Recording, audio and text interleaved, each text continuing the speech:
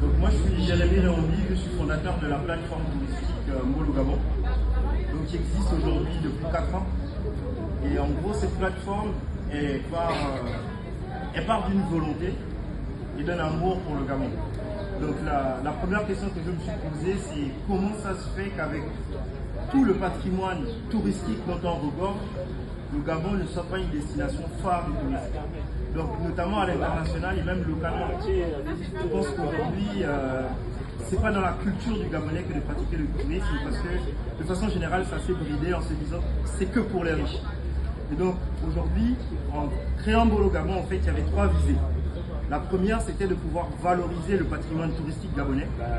La deuxième, c'était de pouvoir donner de la visibilité à tous les acteurs touristiques que vous êtes et que nous sommes. Parce qu'au final, tous les acteurs ne proposent pas les mêmes offres et pas au même tarif. Donc je pense qu'il y a réellement matière à contenter le plus grand nombre. Donc c'était ça la deuxième visée. Et la troisième, c'était vraiment de pouvoir inculquer la culture du tourisme aux Gabonais.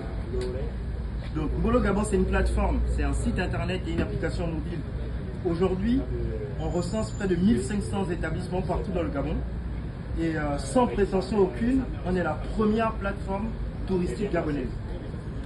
On est totalement focus sur le tourisme.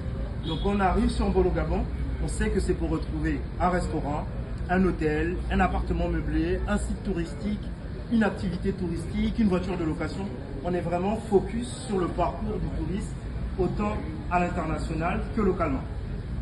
Avec une bonne présence sur les réseaux sociaux, aujourd'hui on est aux alentours de 40 000 abonnés et on culmine près de 4,5 millions de vues par mois, donc qui suscite également un certain intérêt. Je pense que ces derniers mois, il y a plusieurs opérateurs que j'ai dû contacter parce qu'il y avait des demandes émanant de l'étranger, des gens qui voulaient faire des circuits touristiques sans forcément connaître les sites, mais ils savent qu'au Gabon, il y a des baleines, il y a des gorilles.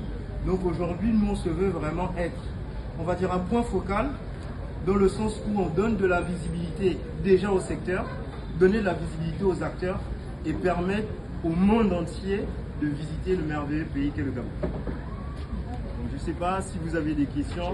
L'application elle est disponible sur Apple et sur Android. Et j'ai oublié de préciser, la particularité de notre application mobile, c'est qu'elle est géolocalisée. Donc à chaque fois qu'on se déplace, on voit tout ce qui est autour de nous. Donc vous pouvez vous rapprocher, je vais vous montrer. Déjà, elle est plutôt intuitive. Donc elle est design, on peut retrouver ensuite des quartiers. Donc là vous voyez, on est au musée national. On voit que le musée est là.